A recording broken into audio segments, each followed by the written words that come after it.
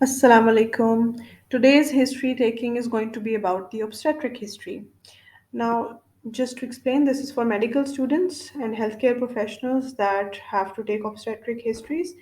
So, I hope you find this helpful. Let's begin. So, first and foremost, you should know the patient profile. You should have it on paper. And patient profile includes name of the consultant, MR number, patient's name, husband's name, how many years have they been married, was it a cousin marriage, consanguinity जिसको कहते हैं, and parity क्या है, इससे पहले उनके कितने बच्चे हैं वो आपको पता होना चाहिए. LMP यानी कि लास्ट menstrual पीरियड कब था, is it a book patient और non book patient, what is the age of the patient, what is the education, what is the husband's education, what is their social status, patient occupation, husband's occupation, how to contact them, phone number, address, and how they were referred to you. Now, a few of these things are obviously very, common sense के patient का name और MR number उनके identifiers हैं. ठीक है, husband का नाम, ये सारी चीज़ें तो पता ही होनी चाहिए, लेकिन how long they have been married is relevant in so many cases, जिस तरह के सब फर्टिलिटी इनफर्टिलिटी के केसेस में married for is relevant, consanguinity is relevant in कभी कभी बच्चों में ऐसी डिजीजेस होती हैं जो कि जेनेटिक होती हैं और फैमिली में शादी करने की वजह से वो ज़्यादा लाइकली होती हैं, तो कंsanguinity कुछ कंडीशंस में रेलिवेंट होती है. पैरिटी जानना ज़रूरी है फॉर न्यूमरस रीजंस. पेशेंट की एजुकेशन इसलिए ज़रूरी है क्योंकि आपको पता होना चाहिए कि आपके पेशेंट का क्या माइंडसेट है, वो आपकी काउंसलिंग और आपके सवाल किस तरह समझेगा. आपको बहुत आसान करके बात करनी है या थोड़ा-सा आप टेक्निकल अल्फाज इस्तेमाल कर सकते हैं कि नहीं. आपको इस तरह भी आइडिया हो जाता है कि आपका पेशेंट, उसको काउंसल किस तरह करना है, उसका क्या वे ऑफ थिंकिंग है. तो एजुकेशन आपको बहुत सारी बातें बताता है. हस्बैंड की एजुकेशन भी बहुत सारी आपको बातें बताती है.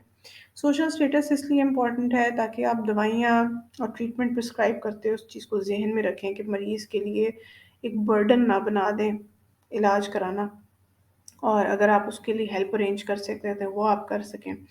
और बहुत सारी इन्फॉर्मेशन मिलती है सोशल स्टेटस से भी, और पेशेंट की ऑक्यूपेशन भी समटाइम्स रेलिवेंट होती है. तो बाकी बाकी हर चीज़ सेल्फ एक्सप्लेनेटरी ही है. फिर आ जाते हैं जी the real start to history taking which is the presenting complaint. Presenting complaint वो मसला है जिस मसले से मरीज़ आपके पास उठ के अपने घर से आया है. ठीक है, मरीज़ को एक वक्त में 100 मसले हो सकते हैं, लेकिन चीफ कंप्लेंट वो मसला है जिसकी वजह से वो आपके पास आया है और अभी उसको उसका हल चाहिए. ठीक है, प्रेजेंटिंग कंप्लेंट आइडियली मरीज़ के अपने अल्फाज में होनी चाहिए और उसको आप ब्रीफली लिखें, और अगर 2-3 कंप्लेंट्स हैं तो उनको एक क्रोनोलॉजिकल वे में लिखें. ठीक है, एक तरतीब से लिखें. History of presenting illness is basically ये कि आप जब आप डिटेक्टिव मोड में आ गए हैं, ठीक है, आपको मेन कंप्लेंट समझ आ गई, अब आपने उसके पीछे पड़ जाना है, आपने उसके मुतल्लिक हर तरह के सवाल करने हैं. जैसे कि अगर वो पेन की बात कर रही है, तो पेन कहाँ है, कब शुरू हुई, किस चीज़ से ज़्यादा होती है, किस चीज़ से कम होती है, उसको आप 10 में से बताएँ कितनी सीवियर है, दर्द यहाँ से कहीं और तो नहीं जाती, वगैरह वगैरह. ठीक है, दर्द किस तरह के कैरेक्टर की है, is it sharp, is it dull, is it मतलब so many ways to describe pain, right. इसी तरह अगर पेशेंट आती है ब्लीडिंग के साथ, तो आप ब्लीडिंग के मुतालिक पूछ सकते हैं सवाल कि कैसे हुई, कब हुई, कितनी हुई, और वगैरह वगैरह. तो डिपेंड करता है कि आपकी चीफ कंप्लेंट क्या है, फिर उसके मुतालिक आपने हर पॉसिबल सवाल कर छोड़ना है. ठीक है, वो आ जाता है आपका हिस्ट्री ऑफ प्रेजेंटिंग इलनेस में, और आपने इसको एक प्रॉपर खूबसूरत स्टोरी टेलिंग अंदाज में लिखना है कि जो चीज़ पहले हुई उसको पहले मेंशन करना है, जो लेटेस्ट है उसको एंड में मेंशन करना है, और एक तरतीब के साथ चलना है अपनी हिस्ट्री को प्रेजेंट करते हुए.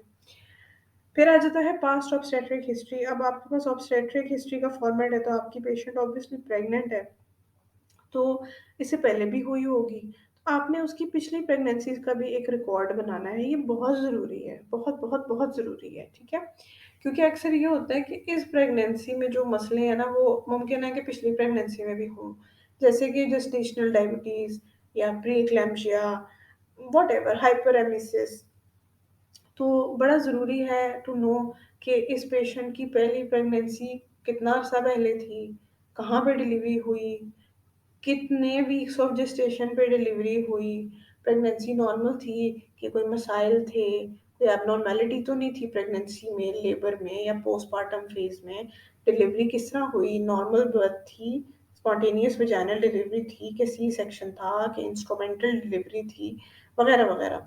इंडिकेशन क्या थी कि मतलब अगर आपको फॉर एग्जांपल सी सेक्शन करना पड़ा है तो वो क्यों किया था, क्या वजह थी, लास्ट टाइम क्या हुआ था, बेबी का क्या जेंडर था, बेबी का वजन क्या था, बेबी अलाइव बॉर्न हुआ था कि स्टिल बॉर्न था, उसने माँ की फीड ली थी, प्रेजेंट स्टेटस क्या है, वो बच्चा अब अलाइव एंड हेल्दी है कि नहीं, ठीक, वगैरह वगैरह। ठीक है, ये बहुत इंपॉर्टेंट सवाल है, बड़े रेलेवेंट सवाल है। तो इस प्रेगनेंसी का पूछने से पहले आपने पास्ट ऑब्स्टेट्रिक हिस्ट्री का भी एक अच्छा आइडिया कर लेना है। फिर आते हैं जी मेंस्ट्रुअल हिस्ट्री के ऊपर। Generally it's good to know कि आपके पेशेंट को जब पीरियड्स आते थे तो उसका साइकिल कैसा था। साइकिल कैसे से मुराद है कि कितने दिन पीरियड्स रहते थे और कितने दिनों बाद होते थे। फॉर एग्जांपल हफ्ते में, सॉरी, महीने में 5 दिन उसको पीरियड्स होते हैं और हर 28 दिन बाद होते हैं, तो यू कैन राइट दिस कि 5 आउट ऑफ 28, इस तरह से। फिर आ जाता है पीरियड रेगुलर होते हैं कि इरेगुलर होते हैं, यानी कि हर महीने उसी तारीख पे आते हैं, उसी टाइम पे आते हैं, एक रेगुलर वक्फे से आते हैं कि हर दफ़ा एक नई डेट होती है, एक नया पैटर्न होता है। फिर लास्ट पीरियड कब आया उससे आपको ईडीडी कैलकुलेट करने में आसानी होती है। वैसे तो अल्ट्रासाउंड ईडीडी अर्ली स्कैन्स की ज़्यादा रिलायबल होती है, लेकिन just for the sake of being conventional, तो आप एक फार्मूला के तहत एलएमपी से भी ईडीडी कैलकुलेट कर लेते हैं। Will discuss that in another video. फिर उसके अलावा अगर पेशेंट कोई कॉन्ट्रासेप्शन यूज़ कर रही थी तो वो क्या थी, कब थी, वगैरह, अगर वो हार्मोनल थे या बैरियर मेथड था, जो भी था। फिर वैजिनल डिस्चार्ज तो नहीं है कोई, अगर है तो उसका कलर क्या है, साथ इचिंग तो नहीं है, उसकी कोई स्मेल तो नहीं है, और कितनी है, उसकी कंसिस्टेंसी कैसी है, वगैरह वगैरह। ठीक है। फिर आ जाता है हिस्ट्री ऑफ प्रेजेंट प्रेगनेंसी। अच्छा, अब इसमें जाहिर सी बात है आपके पेशेंट पे डिपेंड करता है। अगर वो फॉर एग्जांपल अभी नई नई आई है, उसका टेस्ट पॉजिटिव आया घर में और अब वो कंफर्मेशन के लिए आई है, तो ज़ाहिर है अब अपने सारे सवाल तो नहीं ना करने, रेलिवेंट टू पेशेंट सवाल करने हैं ना।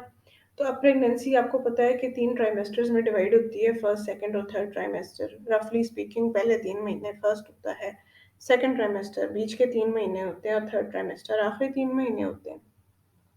तो फर्स्ट ट्राइमेस्टर में अगर आपका पेशेंट है या टर्म में भी है तो ये सवाल आपने करने हैं कि जी फर्स्ट ट्राइमेस्टर के सवाल हैं कि वॉज योर प्रेगनेंसी प्लान्ड और अनप्लान्ड।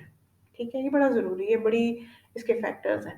प्लान्ड प्रेगनेंसी जो होती है ना, अमूमन प्रेशस प्रेगनेंसी होती है और मरीज़ भी खुश ही होता है, और वो एक्सपेक्ट, अनप्लान्ड प्रेगनेंसी वाले कभी कभी खुश नहीं होते प्रेगनेंसी से, और उसको फिर टैकल करने का एक अलग अंदाज होता है। तो इट्स गुड टू नो कि प्रेगनेंसी प्लान थी कि अनप्लान्ड थी।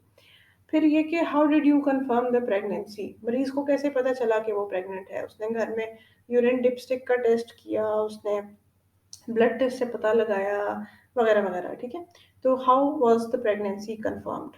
अच्छा, क्या वो प्रेगनेंसी स्पॉन्टेनियस थी कि इंड्यूस थी। स्पॉन्टेनियस थी कि नेचुरली ही प्रेगनेंसी हो गई, या आपने कोई इलाज किया, कोई टेक्निक, कोई आपने कोई मुदाखलत की जिसकी वजह से प्रेगनेंसी हुई, कोई इलाज के तहत, तो उसको भी जानना ज़रूरी है। फिर आ जाता है कि फर्स्ट ट्राइमेस्टर में कोई ब्लीडिंग तो नहीं हुई, वॉमिटिंग तो नहीं हुई। Hyperemesis gravidarum is very like lots and lots of vomiting. ठीक है, क्या उसको वो तो नहीं रही, अमूमन ये ट्विन प्रेगनेंसीज में ज़्यादा कॉमन है। ये इतनी वॉमिटिंग होती है कि आपका इलेक्ट्रोलाइट डिस्टर्बेंस वगैरह हो जाती है। अच्छा, फिर आपने पूछना है कि फर्स्ट ट्राइमेस्टर में फीवर या रैश तो नहीं था, आप फॉलिक एसिड ले रहे थे या कोई और ट्रीटमेंट ले रहे थे, दैट्स रेलिवेंट। सेकेंड ट्राइमेस्टर में सवाल आता है अनॉमली स्कैन आपने करवाया है कि नहीं करवाया। Anomaly scan is done to generally assess the gross anatomical abnormalities. फिर क्विकनिंग, क्विकनिंग मीन्स बच्चे की हरकत कब महसूस होनी शुरू हुई।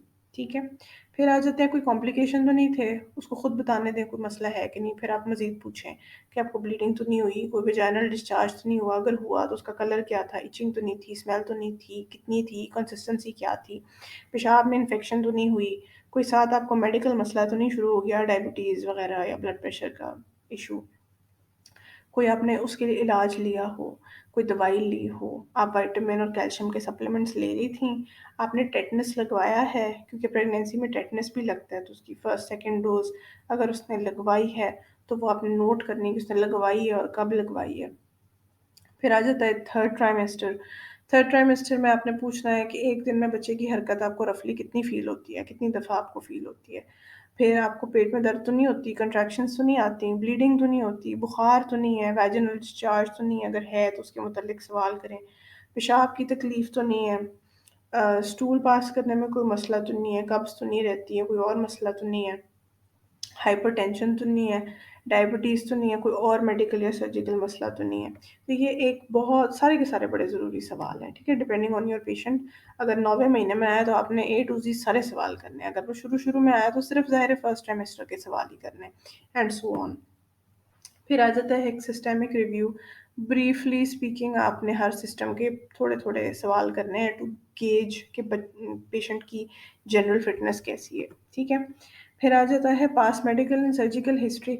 इसमें भी अगेन आपने पेशेंट की हेल्थ जनरली जो हेल्थ है उसको आपने असेस करना है कि वो क्या वो डायबिटिक पेशेंट है, क्या वो हाइपरटेंसिव पेशेंट है, उसको कोई रेस्पिरेटरी मसले, कोई एलर्जी, कोई लिवर के इश्यूज़, कोई वो क्रॉनिक दवाइयाँ तो नहीं ले रहा वगैरह, वगैरह।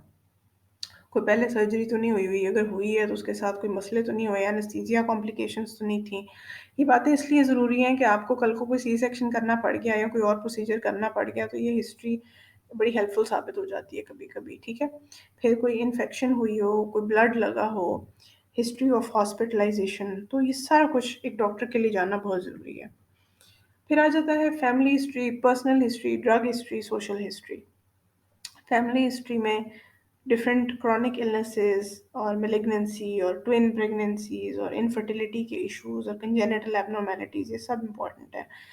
पर्सनल हिस्ट्री में कोई ड्रग एडिक्शन, स्मोकिंग, हुक्का नस्वार, अल्कोहल वगैरह, उसके बारे में जानना ज़रूरी है, क्योंकि एज यू नो कि इन सब चीज़ों का एक बैड इफेक्ट होता है पेशेंट पे भी और बेबी पे भी। फिर आ जाती है ड्रग हिस्ट्री। पेशेंट कोई मेडिकेशन तो नहीं ले रही इस प्रेगनेंसी में या प्रेगनेंसी से पहले। और सोशल हिस्ट्री, उसकी monthly income, social class, housing, water, sanitation, बेक्स आइडिया होना चाहिए, ठीक है? सो आई होप आपको ये वीडियो अच्छी लगी और मैंने एक लाइट सी वीडियो बनाई है, ये बहुत डिटेल्ड नहीं है। This is just to give you a basic framework of history taking, ठीक है? इंशाल्लाह कंडीशन टू कंडीशन मैं different history taking videos upload करूँगी, ठीक है? तो अगर आपको ये वीडियो अच्छी लगी, आप चाहती मैं और बनाऊँ, तो please like, comment and share this video. Subscribe to my channel and follow me on my Instagram and Facebook. I regularly upload very interesting medical posts on there and channel updates. So if you're into that, go ahead and follow them. And inshallah, I'll be back with another video. Allah Hafiz.